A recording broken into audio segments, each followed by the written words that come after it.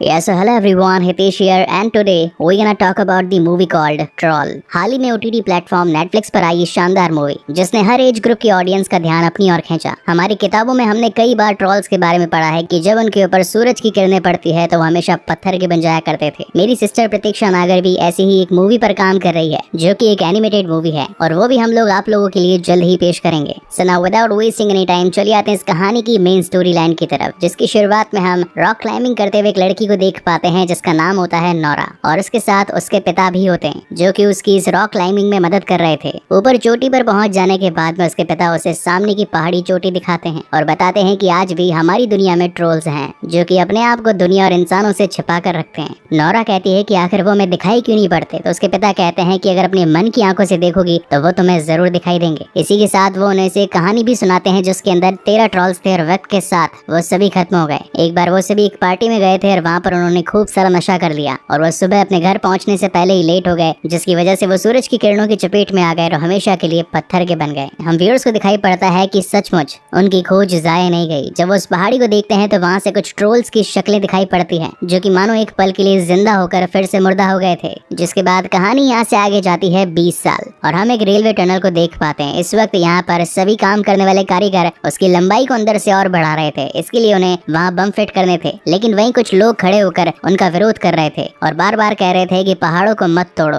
उनमें जान है और वो जिंदा है। मगर ये सभी कारीगर उनकी एक नहीं सुनते और जब बाहर निकलकर उनका लीडर उस बम का बटन दबाता है तो वहाँ पर एक जोरदार धमाका होता है। लेकिन ऐसा करने के कुछ पलों बाद मानो वहाँ कोई एक जीता जागता बड़ा दरिंदा आ चुका था। हर कोई इससे अपनी जान बचाकर भाग रहा था और अब तो ये वीडियो क्लिप्स शहर के कमांडर और जनरल के पास भी पहुंच चुकी थी। जिसके बाद उनकी एक कमेटी बिठाई जाती है और ये सभी ये जानने की कोशिश करते हैं कि आखिर वहाँ पर हुआ क्या था। इस वक्त नोरा एक डायनोलॉजिस्ट होती है जिसे कि डायनासोर्स के अवशेषों को कलेक्ट करना पसंद था। अब क्योंकि ये भूविज्ञान का मामला था, इसी वजह से उन लोगों ने नोरा को भी इस मीटिंग में बिठा लिया होता है। अगेन उन वीडियो क्लिप्स को चलाया जाता है तो वहाँ पर हर वैज्ञानिक अपनी अपनी दलीलें देने लगता है। कोई कहता है कि जमीन के नीचे मीथेन बन गई होगी, तो कोई कहता है कि जरूर बम के फट जाने की वजह से जमीन में दरारें आ चुकी होगी, इसी वजह से वो धंस चुकी है। लेकिन नोरा कहती है कि ये जमीन में धंसने के निशान किसी दरार की वजह से नहीं बल्कि किसी के चलने की वजह से हुए। क्या तुम्हें दिखाई नहीं पड़ता कि ये किसी के फुटप्रिंट्स हैं? मगर इस बात से सब लोग उस पर हंसने लगते हैं। तभी वहाँ पर एक और औरत आती है और बताती है कि मैंने वहाँ मौजूद लोगों के मोबाइल्स को हैक करा और उनमें से एक नया वीडियो सामने आया है और इस वीडियो में ये साफ साफ पता चल रहा था कि कोई तो बड़ा दैत्य है जो कि इस टनल से निकलकर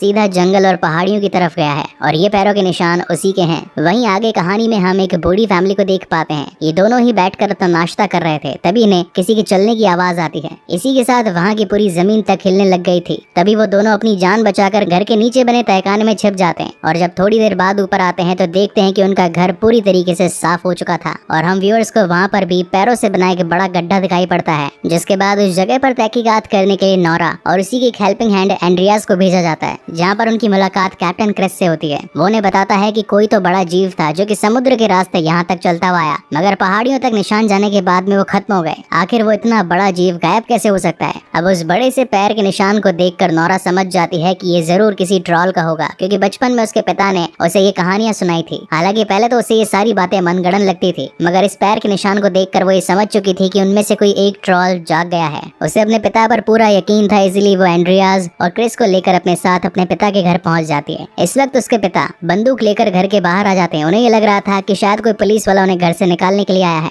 लेकिन नोरा कहती है कि पापा ये मैं हूँ, मुझे केस के सिलसिले में आपसे बातचीत करनी है। हालांकि उसके पिता भी इतने सालों से ट्रॉल के ऊपर ही अपनी सारी रिसर्च कर रहे थे। वो इतने ज्यादा इस काम को लेकर फोकस्ड थे कि वो अपनी पैंट तक पहनना भूल चुके थे। जिसके बाद हमें उनके घर का सीन दिखाया जाता है, जहाँ पर हर दीवार पर ट्रॉल से जुड़ी सारी इन्फॉर्मेशन थी। ये लोग कब कहाँ कैसे पाए जाते हैं, आखिर इनके जीने का राज क्या है और अब वो कहाँ चले गए हैं। नोरा के पिता उसके साथियों को बताते हैं कि आज से कई सालों पहले भी सेम ऐसा ही इंसिडेंस हुआ था। कोई बड़ा सा जीव आकर पहाड़ियों से निकला और कुछ दूर चलने के बाद न जाने कहाँ गायब हो गया। गवर्नमेंट ने इस बात को दबाया और आम जनता के सामने नहीं आने दिया, मगर मैं इस बात को जानता हूँ कि ट्रॉल अब भी जिंदा है। हालांकि एक बार उन्होंने पब्लिक को बताने की कोशिश करी थी, मगर सभी ने उन्हें पागल समझा और वहाँ से भगा दिया। मगर इस खबर को जान लेने के बाद तो उसके पिता पूरी तरीके से श्योर हो चुके थे कि वो बड़ा जीव और कोई नहीं बल्कि ट्रॉल ही है। इसी के साथ वो उन लोगों को ये भी बताते हैं कि आज से करीब 1000 साल पहले ये ट्रॉल यूं ही आम तौर पर घूमा करते थे और अगर कोई आम इंसान इनसे बात करने की कोशिश करता तो उसे सजा मिलती थी। तो नोरा कहती है कि अगर ये बात सिर्फ 1000 साल पुरानी है तो आखिर हमें इनके अवशेष क्यों नहीं मिले? तो उसके पिता कहते हैं कि उन सभी के अवशेष हैं, मगर उन सभी को गुप्त रखा गया है। वो कहाँ है वो मुझे नहीं पता, मगर मगर उनका वजूद जरूर है। जिसके बाद ये सभी मिलकर उस पहाड़ी की ओर जाते हैं जहाँ पर उस बड़े से जीव के पैरों के निशान आकर खत्म हो गए थे। नोरा के पिता वहाँ की जमीन, पेड़ पौधे और पहाड़ों को काफी ध्यान से देख रहे थे और उन्हें इस बात का यकीन था कि वो जरूर यहीं पर है। लेकिन हर जगह देखने पर और साथ ही रेडार सिस्टम में भी फाइंड आउट करने पर वो बड़ा जीव यानी कि वो ट्रॉल कहीं दिखाई नहीं पड़ रहा था। एंड्रियाज और क्रिस को लगता है कि उसके पिता पागल हो चुके हैं और अब तो नोरा को भी लगने लगता है कि जो चीज यहाँ पर है ही नहीं तो वो इसके बारे में पुष्टि कैसे कर सकते हैं। और तभी अचानक आसमान में बादल आना शुरू हो जाते हैं। उसी वक्त नोरा को एक अजीब सी गंध आने लगती है और जब वो पीछे मुड़कर देखती है तो उसे एक बड़ी सी आंख खुली पड़ी दिखती है। बेसिकली वो आंख उसी ट्रॉल की थी जो कि उन पहाड़ियों में आकर सो गया था,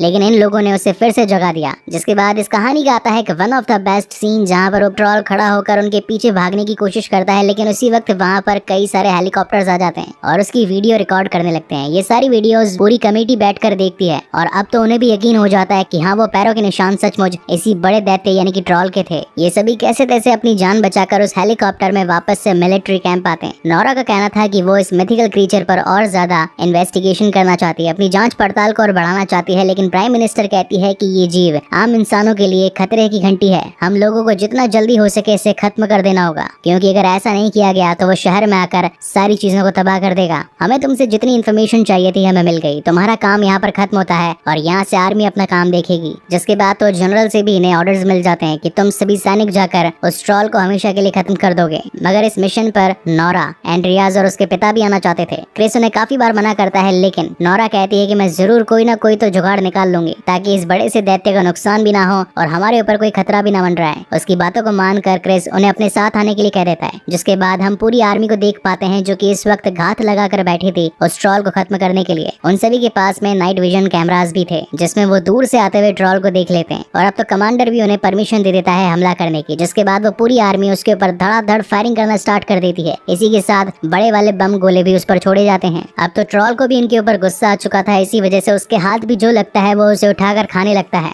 इसी के साथ वो वहाँ मौजूद बड़े बड़े टैंक्स को भी तबाह कर देता है। हर किसी को लगने लगता है कि ये हमारे बस की बात नहीं, क्योंकि हमारे गोले बारूद तो इस पर कुछ असर ही नहीं कर रहे हैं। उस ट्रॉल की त्वचा इतनी मजबूत थी कि उनकी गोलियों का उस पर असर ही नहीं हो रहा था और फाइनली हर आर्मी का सैनिक वहाँ से भागने लगता है। लेकिन तभी इस ट्रॉल को शांत करने के लिए नोरा के पिता उसके सामने आ जाते हैं और उससे बात करने की कोशिश करते हैं, उससे कम्युनिकेशन बिठाते हैं। ट्रॉल को भी लगने लगता है कि हाँ ये इंसान सचमुच बात करना चाहता है। मगर इतने में ही आर्मी के पीछे से एक बंदूक की गोली आकर उसे लगती है और उन गोलियों से बचने के लिए जब वो अपना हाथ और पैर चलाता है तो गलती से उसके पिता पर वो पैर लग जाता है और वो बुरी तरीके से घायल हो जाते हैं। नोरा अपने पिता को बचाने के लिए उनके पास जाती है। वो उनकी जान बचाने की कोशिश भी करती है, लेकिन वो इतने ज्यादा घायल हो चुके थे कि वो कुछ चंद शब्द कहकर मर जाते हैं, जिनमें शामिल था रॉयल पैलेस और घर। नोरा अपने दिमाग पर काफी जोर डालती है मगर उसे इनकी बातें समझ नहीं आती। जिसके बाद सीन शिफ्ट होता है मिलिट्री कैंप में। यहाँ हम नोरा को देख पाते हैं जो कि अपने बचपन की फोटोज देख रही थी। पहले उसने अपनी माँ को खो दिया और अब अपने पिता को। अब इस दुनिया में उसका और कोई भी नहीं था। उसके पास में इस वक्त उसके पिता की कुछ पुरानी पुस्तकें भी थी। जब वो उन्हें खोल कर देखती है तो उसमें उसे ट्रॉल से रिलेटेड काफी सारी इन्फॉर्मेशन मिलती है, जिनके अंदर शामिल था चर्च के बाहर गिरे पत्थर, यानी कि चर्च में जो घंटियां बजती थी ट्रॉल को वो कभी पसंद नहीं थी और इसी वजह से उन चर्चों को तोड़ने के लिए हमेशा से ही ट्रॉल बड़े बड़े पत्थर चर्चों पर फेंका करते थे। नोरा इस बात को समझ गई थी कि उस ट्रॉल को इस शहर से दूर रखने के लिए हमें बमबारी की जरूरत नहीं, बल्कि सिर्फ कुछ घंटियां ही ये काम कर सकती है। वो इस प्लान को जाकर कमांडर जनरल और उस पूरी टीम को बताती है। पहले तो कोई इसकी बात नहीं मानता, लेकिन जब क्रिस बताता है कि वो इतना ज्यादा शक्तिशाली है कि हमारे एडवांस टेक्नोलॉजी के सारे वेपन्स भी उसके सामने फेल हैं, तो हमें एक बार नोरा की बात जरूर माननी चाहिए। जिसके बाद हम देख पाते हैं शहर के बीचों बीच उस बड़े से ट्रॉल को। उसी वक्त वहाँ पर उसे रोकने के लिए 4 हेलीकॉप्टर्स भी आ जाते हैं, जिनके नीचे बड़ी बड़ी रिंगिंग बेल्स थी। उनकी गूंज उस ट्रोल तक पहुंच रही थी और वो काफी ज्यादा परेशान हो रहा था। इसी वजह से वो हमला भी करता है और वहीं पर मौजूद हेलीकॉप्टर्स को एक दूसरे पर फेंक कर मारता है। एक वक्त ऐसा भी आता है जब उसके पैरों के नीचे नोरा खड़ी होती है और एक हेलीकॉप्टर उसके ऊपर गिरने ही वाला होता है, लेकिन ट्रॉल उसके ऊपर वो हेलीकॉप्टर गिरने से पहले उसकी जान बचा लेता है। इस सीन को देखकर हम व्यूअर्स को ये तो पता चल गया था कि ट्रॉल इंसानों का बुरा नहीं चाहता, वो तो बस अपने आप की शांति पाना चाहता है, इस जगह से दूर चले जाना चाहता है ताकि कोई उसे परेशान ना करे। आगे कहानी में हम देखते हैं कि मिलिट्री कैंप में जितने भी बड़े ओहदे के लोग बैठे थे, यानी कि पीएम, सीएम और वहाँ के मिलिट्री के कमांडर और जनरल, ये सभी मिलकर ये तय करते हैं कि अब तो शहर पर एक बड़ा परमाणु बम गिराना होगा और इसी वजह से पूरे शहर को खाली करवाया जाता है। नोरा को इस वक्त कुछ समझ नहीं आ रहा था कि आखिर उसे क्या करना चाहिए। तभी उसे अपने पिता के आखिरी शब्द याद आते हैं, जिसमें उन्होंने कहा था रॉयल पैलेस और घर। नोरा समझ जाती है कि हो ना हो वो ट्रॉल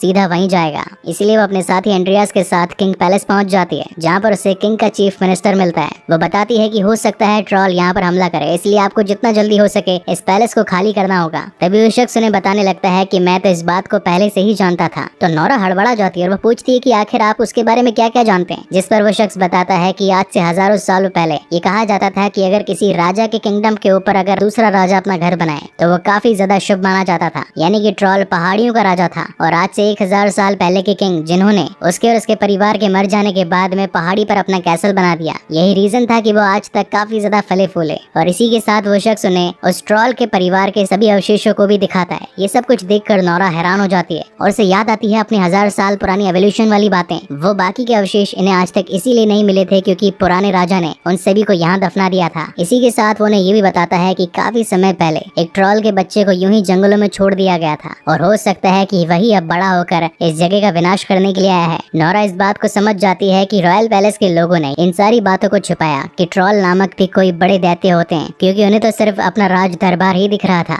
उसके हाथ में एक यूवी लाइट होती है, यानी कि अल्ट्रा वायलेट किरणों वाली लाइट। जब गलती से वो लाइट एक स्केलेटन पर पड़ती है तो वो धीरे धीरे पत्थर का बनने लगता है। तो नोरा को ये बात समझ आ जाती है कि सिर्फ सूरज की किरणें ही ट्रॉल को पत्थर में बदल सकती थी और यूवी लाइट भी वही काम करती है। तो अगर बड़ी मात्रा में यूवी लाइट का इस्तेमाल किया जाए तो उस ट्रॉल को रोका जा सकता है। जिसके बाद वो चीफ मिनिस्टर से एक बड़ी सी गाड़ी की डिमांड करती है और उन्हीं कंकाल के अवशेषों में से एक कंकाल की खोपड़ी अपने साथ ले जाती है और दूसरी ओर कैप्टन क्रिस को कॉल कर देती है और ये कहती है कि जितनी ज्यादा यूवी लाइट्स हो सके एक बड़े से प्लेग्राउंड में लेकर आओ, मैं उस ट्रॉल को सीधा वहाँ पर लेकर आती हूँ। और उसके बाद आता है इस कहानी का एक one of the best scene, जहाँ पर नोरा और एंड्रियाज उस बड़ी सी खोपड़ी को लेकर अपनी कार में भाग रहे होते हैं और वहीं ट्रॉल उनका पीछा करता है। लेकिन सड़कें इतनी ज्यादा घुमावदार थी कि उनकी रस्सी टूट जाती है और वो स्केलेटन वाली खोपड़ी रोड पर ही गिर जाती है। जहाँ ट्रॉल आकर उसे उठाता है और देखता है तो उसे पता चलता है कि उसके परिवार को इन इंसानों ने ही खत्म किया और अब तो उसका गुस्सा और ज्यादा बढ़ चुका था। जिसके बाद तो वो अपनी पूरी ताकत लगाकर नोरा के पीछे भागता है। वही नोरा, जिसने ऑलरेडी कैप्टन को कॉल कर दिया था कि यूवी लाइट्स का इंतजाम करके रखना, तो उन्होंने सारा इंतजाम ऑलरेडी कर दिया था। और जैसे ही ट्रॉल उस बड़े से मैदान के बीच में आता है तो सारे सोल्जर्स मिलकर उस पर यूवी लाइट का प्रहार करते हैं और धीरे धीरे ट्रॉल पत्थर में बदलता जाता है। मिलिट्री कैंप में बैठे सारे नेता और अध्यक्ष इस बात से खुश हो रहे थे कि हमने उस बड़े से जीव को हरा दिया। लेकिन तभी नोरा के दिल में एक नरमी आ जाती है। उसको ये बात ध्यान थी कि जब एक बड़ा सा हेलीकॉप्टर उसके सर पर गिरने वाला था तो ट्रॉल ने ही उसे बचाया था। उसी के साथ उसके पिता ने जब उसे हमला करने से रोका तो वो रुक भी गया था।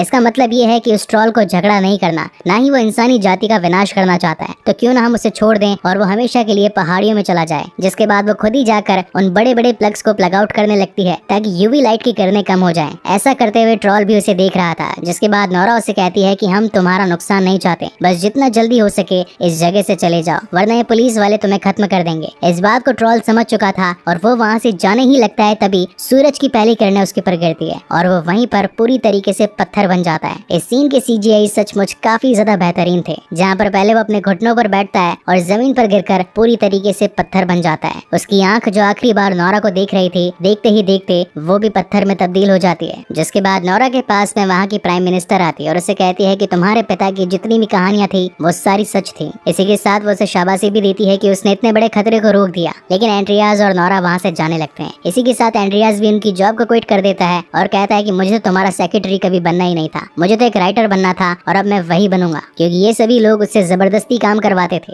वहीं एंड्रियाज को भी लग रहा था कि उसका टैलेंट वेस्ट हो रहा है। जिसके बाद वो नोरा के साथ अपनी नई जिंदगी शुरू करना चाहता था। वो उससे पूछता है कि क्या ऐसे और भी ट्रॉल्स हैं। तभी नोरा को अपने पिता की वो बात याद आती है जिसमें उन्होंने 13 ट्रॉल्स की कहानी बताई थी। और इसी तगड़े सस्पेंस के साथ ये शानदार कहानी यहीं पर खत्म होती है। सो गाइस, आपको ये वीडियो कैसा लगा प्लीज मुझे लाइक और कमेंट करके जरूर बताइएगा। और अगर पहली बार इस चैनल पर आए हैं तो इसे सब्सक्राइब जरूर कीजिएगा, क्योंकि ऐसे ही बेहतरीन मूवीज मैं आप लोगों के लिए लाता रहता हूँ। सो तब तक के लिए keep watching and stay safe. मिलते हैं अगले वीडियो में।